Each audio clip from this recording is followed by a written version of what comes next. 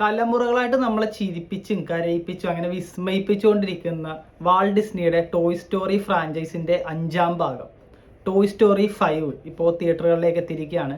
ഒറ്റവാക്കി പറഞ്ഞ it was pure nostalgic and emotional moments for me. നമുക്കറിയാം, അന്ധകാലത്ത് 1995 toy story 1 ഇറങ്ങുമ്പോൾ അന്നത്തെ കമ്പ്യൂട്ടറിലാണ് ഇവർ അനിമേഷനും കാര്യങ്ങളൊക്കെ ചെയ്തത്. അന്ന് മുതൽ ഇപ്പോഴും ഇന്ന് വരെ വൂഡി എന്ന് പറഞ്ഞ ആ കൗബോയ് ആയിട്ട് നമ്മുടെ ടോം ഹാങ്ക്സ് ആണ് സൗണ്ട് കൊടുത്തിരിക്കുന്നത്. നമുക്കറിയാം, അവരുടെ ടോയ് സ്റ്റോറിയുടെ പരിപാടി എന്ന് പറഞ്ഞാൽ പണ്ട് പോലെ നമ്മുടെയൊക്കെ ചൈൽഡ്ഹുഡ് അത്രയും മനോഹരമാക്കിയിട്ടുള്ളൊരു അനിമേഷൻ സിനിമ ഫ്രാഞ്ചൈസ് ആണ്. എനിക്ക് തോന്നുന്നത് പേഴ്സണലി അനിമേഷൻ സിനിമകളുടെ ചരിത്രത്തിൽ തന്നെ വൺ ഓഫ് ദി ബെസ്റ്റ് സിനിമകളിൽ ഒന്നാണ് ടോയ് സ്റ്റോറി. പ്രത്യേകിച്ച് അതിൻ്റെ ടോയ് സ്റ്റോറി 3 ടോയ് സ്റ്റോറി 3 എന്ന് പറഞ്ഞാൽ വേറെ ലെവല് പടമാണ്. അതെന്ന് വെച്ചാൽ ഇത് വേറെ, നമുക്കറിയാമല്ലോ എൻ്റെ കഥ എന്ന് പറഞ്ഞാലും ടോയ്സ് മനുഷ്യർ കാണാത്ത സമയത്ത് ടോയ്സ് അവർക്ക് ജീവനുണ്ട്, അവരുടെ ഒരു ലോകമുണ്ട്. അവർ മനുഷ്യരെ സന്തോഷിപ്പിക്കാൻ വേണ്ടി അതാണ് അവരുടെ നിയോഗം എന്നുള്ള രീതിയിൽ നമ്മളെ സന്തോഷിപ്പിക്കുക, മനുഷ്യർക്ക് ടോയ്സ് ആയിട്ട് നിൽക്കുക എന്നുള്ള. പിന്നെ അവരുടെ വേൾഡിൽ നടക്കുന്ന അഡ്വഞ്ചേഴ്സ് കാര്യങ്ങൾ സെയിം സംഭവങ്ങളായിരുന്നു ടോയ് സ്റ്റോറി 5ലും. പല മൊമെന്റ്സ് എത്തുമ്പോൾ നമ്മൾ പോലും അറിയാതെ കരയുക, ചിരിക്കുക.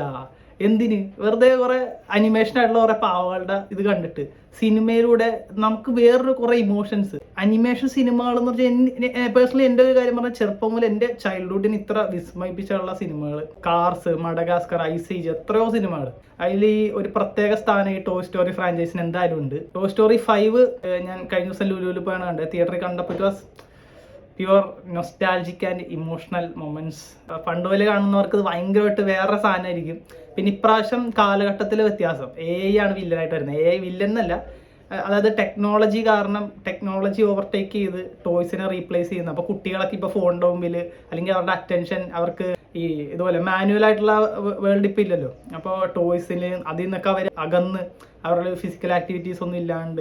അപ്പോൾ ഇന്ന് നമ്മുടെ ടോയ് സ്റ്റോറി 4 അല്ലെങ്കിൽ നേരത്തെ ബോണിയാണല്ലോ, നമ്മുടെ ബോണി എന്ന് പറയുന്ന കൊച്ചിൻ്റെ കയ്യിലാണ് നമ്മുടെ ടോയ്സ് ഒക്കെ ഉള്ളത്. അപ്പോൾ ഈ ടോയ്സിനെ വെച്ച് കളിക്കുന്ന, അതായത് വീട്ടിൽ ഫോൺ ടെക്നോളജി വരാത്ത ഒരേ ഒരു കുട്ടി ബോണിയാണ്. അപ്പോൾ അവളുടെ വീട്ടിലേക്കും ഈ AI അല്ലെങ്കിൽ ലില്ലി പാഡ് എന്ന് പറഞ്ഞൊരു പാഡ് ടെക്നോളജി വരുമ്പോഴുള്ള വ്യത്യാസങ്ങളും പിന്നെ ഉണ്ടാകുന്ന മാറ്റങ്ങൾ സംഭവങ്ങളൊക്കെയാണ് ടോയ് സ്റ്റോറി 5 വരുന്നത്. അപ്പോൾ ഈ ടോയ് സ്റ്റോറി ഫ്രാഞ്ചൈസിൻ്റെ കാര്യം പറഞ്ഞാൽ ടോയ് സ്റ്റോറി 3 ആണ് അതിൻ്റെ ഒരു പീക്ക് സിനിമ.